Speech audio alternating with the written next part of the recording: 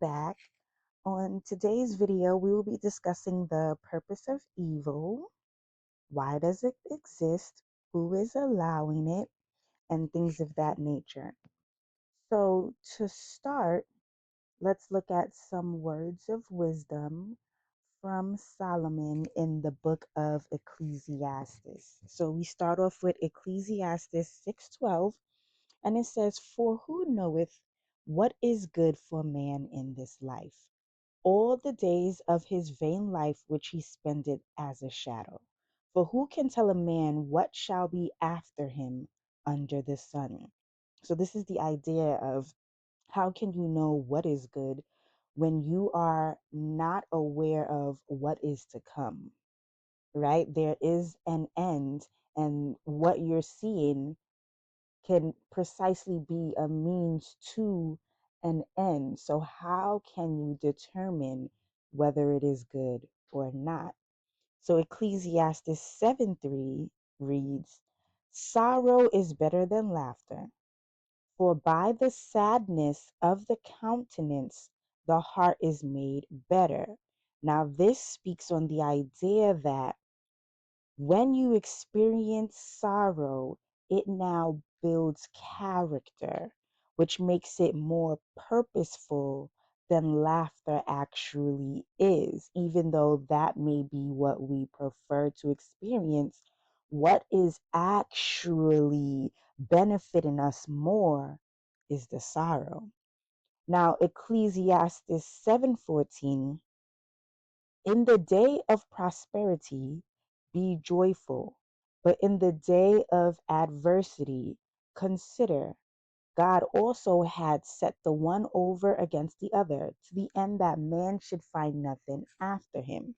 So this is saying that in those days where you are prosperous and happy and enjoy, and then you also have days of adversity, understand that God is the author of both of them. He's the one that has orchestrated both of them. And again, man is not aware of what is coming after him. So, how can there be a judgment? All there is now an understanding that God is the author of right now and whatever it is you're experiencing right now. So these are all ideas that help to put us in the right mind state of trying to understand good and evil. So where we'll go to next that will help us put it in a better perspective is a spectrum. So a spectrum, as defined by Oxford Dictionary, is used to classify something or suggest that something can be classified in terms of its position on a scale between two extreme or opposite points. So really, in reality, opposites are actually the same thing. They are just exist on varying ends of a spectrum. So hot and cold is actually the same thing.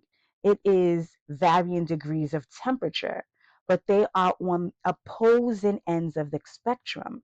And what happens is it's sort of you need one to know the other, right? You wouldn't know what cold was if you had not experienced hot. And so the exact point where hot becomes cold is unknown. It's blurred because they are varying degrees of the same thing. So they're not necessarily opposites. They are opposites, but they exist in balance the same thing. And so you can see that also in dark and light. They're on opposite ends of the spectrum, but they're the same thing. They're varying degrees of illumination. And we would not know what light is if we didn't know what dark was. You need one to know the other. Both have to exist. This idea of a spectrum helps us know or helps us better see good and evil. So let's continue. So now I've called this a God spectrum, but really it's just realms in God. So on one end of this spectrum, we have evil, and we have good. And just like dark and light, you need both to exist. Otherwise, how would you know one without the other? You wouldn't.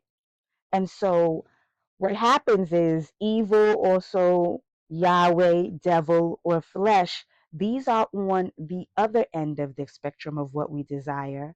And then we have Elohim, God's spirit, which is on the further end of the spectrum. And so, really, what it is that God is in all of this. He is the orchestrator, He is the author of all of this. And what happens is he uses one end to bring us to the other end, where we'll know darkness no more, where we'll know evil no more. And so he's using this such that we can know what it is that we desire.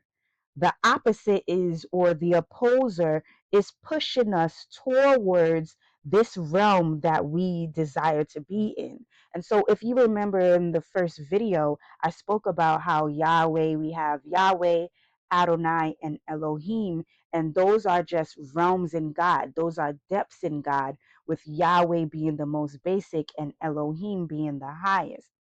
And so they exist as realms in God. So when you're in the beginning, you're on the end of Yahweh. And so let's look at some scripture here. This realm, Proverbs 5:21-23, it says, "For the ways of man are before the eyes of the Lord, who is Yahweh, and he pondereth all his goings.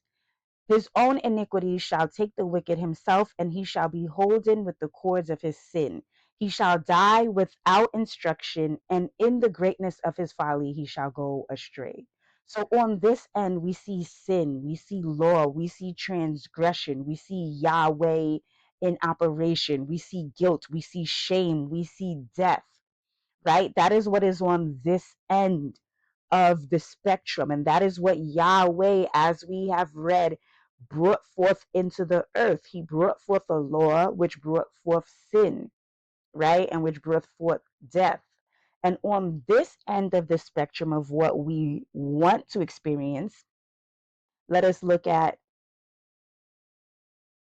1 John 3, verse 8-9. It says, "He that committed sin is of the devil." Remember, that's on the other end of the spectrum. "For the devil sinneth from the beginning. For this purpose the Son of God was manifested, that he might destroy the works of the devil. Whosoever is born of God does not commit sin, for his seed remaineth in him, and he cannot sin because he is born of God." So again, Christ came such that these works can be destroyed, and that we would know sin no more, for we would be born of God. We will be on this end of the spectrum. We would know sin no more. We would know sorrow no more. We would know darkness no more. We would know any of that anymore. We would no longer know it. And so, again, these are varying ends of the spectrum. So Yahweh first came in operation over man, and in that operation, he enslaved him to a law. He enslaved him to a lowly state, a lowly status of not knowing this end, right? Yahweh's entire purpose was for us to not know this end. However, the entire time, God has been using this end to push us towards here the entire time. And so here we see Galatians 3:24, "Wherefore the law was our schoolmaster to bring us onto Christ, that we might be justified by faith." So again, this end is being used to bring us here. The evil we're seeing is being used such that we become tired of it, we become weary of it, we no longer want it, and we are now reaching out for this end, right? And so we also have James 3:2, verse 2-3. How does God do this? How does God push us towards him, towards that light that's within us? "My brethren, count it all joy when you fall into diverse temptations, knowing this, that the trying of your faith worketh patience." So again, it's the idea of count it all joy when you're facing various trials, because God is, we must know this in our heart, a good God. So when we are seeing things that are undesirable, it is always with purpose. And that is where trust comes from.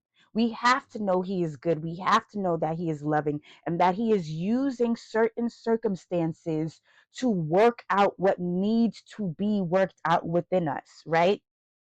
There's no way an individual can be patient without being made to wait. So there would have to be a waiting period. And we hate waiting periods. God, where are you? He's there, but He is working out a character in you, right? We need to experience sorrow such that we can enjoy joy, such that when joy comes, we bask in it and we appreciate it. Because without sorrow, we would have no appreciation for the joy that is. And so all of this is being used to get us here where we will no longer need to see this end anymore. We will no longer need to see darkness, flesh, death anymore. But it acts as a tutor to get us here, right? And the moment we realize it's acting as a tutor, we become so close to this end that we no longer need that tutor anymore, right? So everything is dependent on us. So if we're asking, what is all this evil in the world? Why does it persist? Why does it still exist? Our job is to work on us.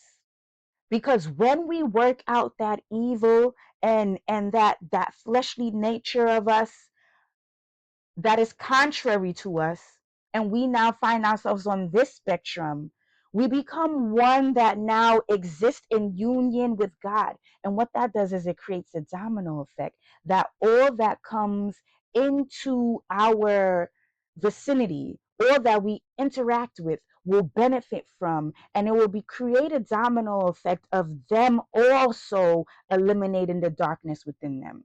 And what happens is once this continues and proceeds forth, then we now have more and more inhabitants of earth who are no longer operating on this end of the spectrum.